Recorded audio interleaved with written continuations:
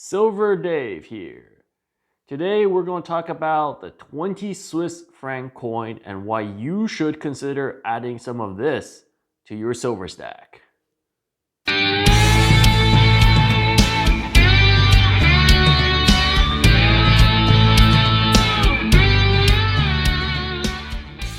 I have here 4 20 Swiss franc gold coins. Each gold coin is 6.4 grams and contains 5.8 grams of fine gold. The coin is 90% gold. It is fractional gold. There are 2 designs. There is one design, the older design, which has Helvetia, as you can see here, and a Swiss flag with a Libertas. The Swiss Mint officially calls this the Libertas 20 Swiss franc coin. And the more common and more prevalent version, which is with Verenli and the Swiss flag and 20 Swiss franc. This coin is more commonly called the Verenli, which is the diminutive for Verenli. Verenli was the model who posed for this coin. This coin is much more romantic and more human, with the Alps and Verenli as the model. And this coin has a very strict look, with Lady Helvetia looking at you a bit angrily and disapprovingly and saying in German, "Du musst keine Schuld haben," which means don't have any debt, which is also don't make any mistakes in German. So why do I think these coins are very good and why should you add them to your stack? Well, mainly for 3 reasons, and they go in the order of importance. Number 1, these coins are very, very liquid. And why do I keep stressing liquidity? This isn't the first video where I stress liquidity. When you buy gold and silver, if you buy gold and silver, there is the price and value of gold and silver. It is real money. It's a long-term store of wealth. It's hedged against inflation. There's a lot of things going for it. But if in the short term you need cash, we're not in a barter economy, and you cannot go and take gold and silver, a store of cash typically, and go and trade it at Walmart or your supermarket for goods. You might find an individual who might accept it, but if you need a lot of, just a dumb example, if you need toilet paper, you're gonna have a hard time. You might find individuals who will accept gold or silver for toilet paper, but but you'll get a very bad exchange rate, and they'll probably ask you for a lot more gold or silver than the toilet paper is worth. But in the short term, you need cash, and you need cash to pay rent. You need cash to pay your taxes. The government still here, so it is very important that whatever you buy can be sold, and and be sold in a relatively fast and easy way without you having to bring the price down below its market value. Now, why is the 20 Swiss franc coin gold good? Gold coin good for that? Well, it's good for that because it's actually, there's public price lists for this coin, and which means that when you go and you try to sell to a bank or a coin shop, you can actually take this price list and say, look, this is the price chart for the 20 Swiss franc gold coin. It's trading between its spot price is 340. The buy sell is like 330 buy, 345 sell. I bought these at the spot. I bought these at 340, which they were on sale. I got it on a really good deal. These coins have very, very good liquidity.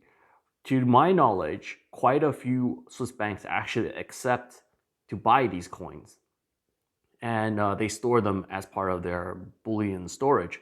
And this comes to my second point with these coins, is that a lot of people, because it's so liquid, and because people are willing to buy these coins, I don't know if you can see the price list. I printed out a price list from a bank that does accept the Swiss 20 Swiss franc coin. And they also sell the 20 Swiss franc coin. As you can see here, they have a metal desk. They sell the 20 Swiss franc coin. They buy it at 320 Swiss francs and they sell it at 356, which is around the spread here. This is today's price. Both of these are today's price. They change slightly depending on the minute, hour. It's a live updated price. They also buy the Krugerrand, the Maple Leaf, and I do believe that they buy more bullion type coins. Now they also buy bars too. You can see here the public bar price, the buy sell price. And what this means is that this coin is liquid. It also means that this coin, as you can see here, is very, very low in premium. You're like, wait, is it low in premium? Yes. If you do the math and you convert this, so I bought this at 340. At 340 an ounce, this is actually 1,820. So it is actually cheaper than the Krugerrand and the Maple Leaf on the sell side. And so my premium, from the bank sell side, so if I sell and I get this price, the premium is very, very low. The spread on this is very, very low. If you only want to convert a little bit, you lose about $33 on the conversion if you buy and sell immediately. Obviously, we want to use this as a long-term store against inflation. If you compare it to smaller units of gold, it is definitely much better than the 1 gram of gold where you're paying for the same weight almost $100 in premium. And it's at an affordable price at around $300 to $400. So here they're at $340. I can buy them from my coin shop at $340. And I believe that $340 is around $370. So they are a sub $400 coin with the same premium percentage as a Krugerrand, or less premium than a Krugerrand in this case, if you manage to buy a 340. Does that make this a good coin to add to your silver stack? I think it does. The reason why we buy silver is because, well, they're smaller units. You plunk down $20 to $30, somewhere in between there, and then you get a nice silver coin that hedges against inflation. And it is relatively liquid. You can easily sell this back to a coin shop and get your money back. More or less, you'll lose. If you do it immediately, you will lose some money. If you do it after like 10 years, you'll probably get more than what you paid for. If you do it with this, is it the same case? Does it have the same basic attributes as a silver coin? Yes, because it's not a expensive coin. You're not plunking down thousands of dollars to get one Krugerrand. One Krugerrand is almost $2,000. This is sub $400. I think if your paycheck every single week is $1,000, you can afford every other week to plunk down $400 to pick up one of these. And you realize that when you do that, you're getting actually the same premium, but you have to pay less to get gold. So it's a good deal. And the final thing I want to say about these is that they're not issuing more of these.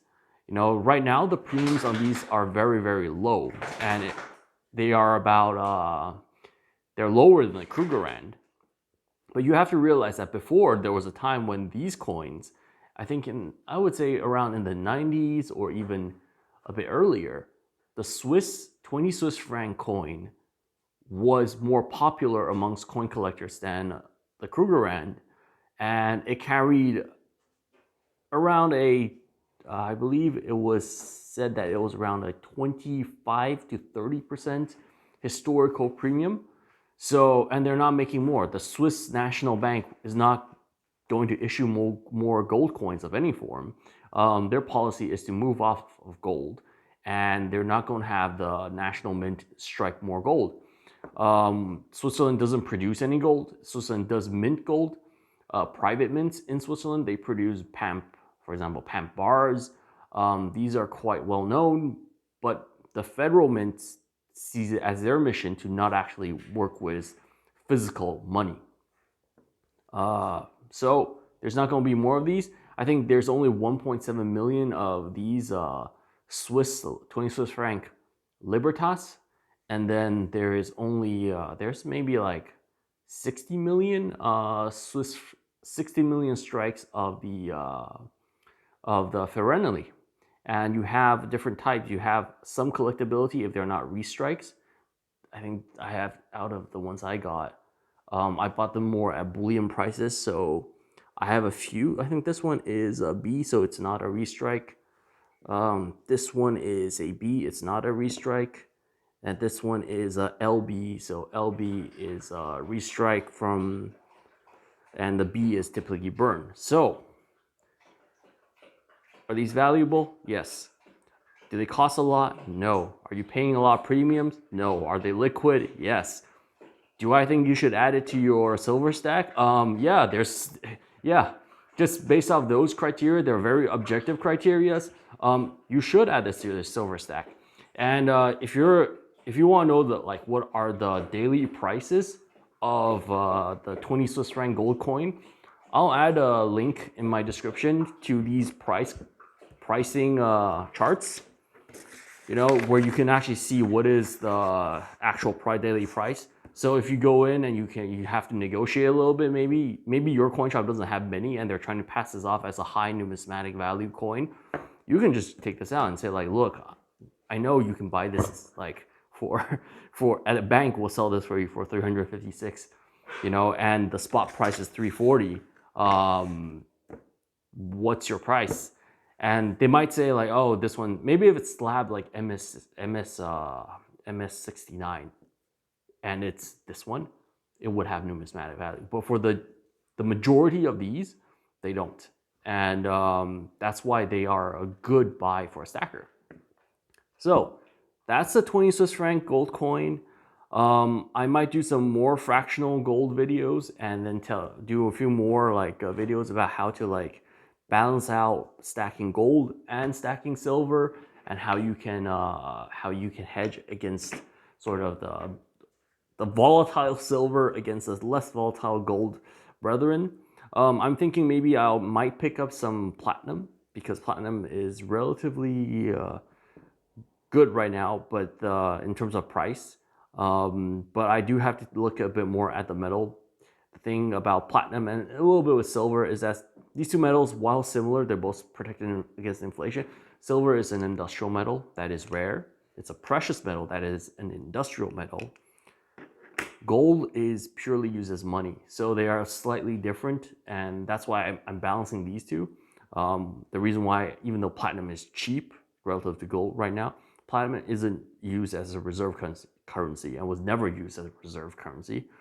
So there was never a platinum standard. There was maybe, I think in Spain in the 1400s when they first discovered how to use platinum. It was called waste gold or waste silver, or useless silver, because they couldn't actually strike it. Platinum is very hard to work with. But it is it's a good catalyst for a lot of chemical processes. But the main chemical process is actually in catalytic converters of diesel engines. And I don't really know the diesel market very well to be able to tell you what do I think where it's going to go. So, but I do know the electronics market and the tech market quite well, and I do think demand for this type of material should go up, unless it gets too expensive and they start looking for alternatives to reduce the use of silver. People are saying, oh, you need silver. Yeah, but people don't understand that technology is a deflationary force. So every time you have a new technology coming out, they're going to look to optimize to use as little as possible of the very expensive stuff.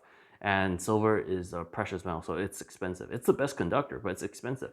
If you can find some sort of conductive structure that might have a somewhat complex process, and the machinery might be slightly more expensive, but on the economic scale saves you like a few $100 million in silver, you will make your electronics out of that material.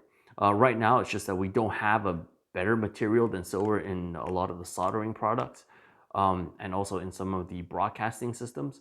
because of its good conductivity and the fact that it's very ductile. But if they do actually want, and it becomes way too expensive, let's say we have $100 silver, I'm almost 100% sure that manufacturers will start looking for alternatives to silver to make like products that are 90% as performant, or maybe 80%, but for much cheaper. Because they're a business and their job is not actually to consume silver. Their job is to make iPhones, make mobile phones, make electronics. Yeah, this is the part where I do think silver will go up because of demand, and there really isn't so much of a risk that we find something that is so much better for all applications than silver. It's very general purpose. But gold, in terms of inflation, it's a pure inflation hedge. That's why it is less volatile and is less influenced by technological deflation. So, what do I think that you should add some of this gold? Low premium, high liquid gold? Yes, definitely. That was Dave. Thank you for watching, and thank you very much for subscribing. I think I have what? I have a few more subscribers. Last time I checked, I had 6. I think I got one more, 7. And yeah, a few more people are commenting. Thanks for the likes. I see I'm getting quite a few more likes. I passed 300 views for all my videos. That's pretty cool. If you want to comment, write a comment, I'll reply.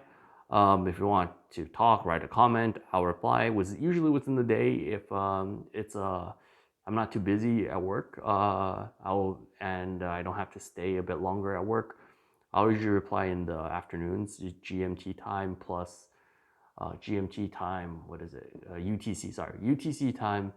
17:00 and later, or 18:00 and later. Usually, I'll be able to reply. Yeah, thank you for watching. Like and subscribe. This is Dave.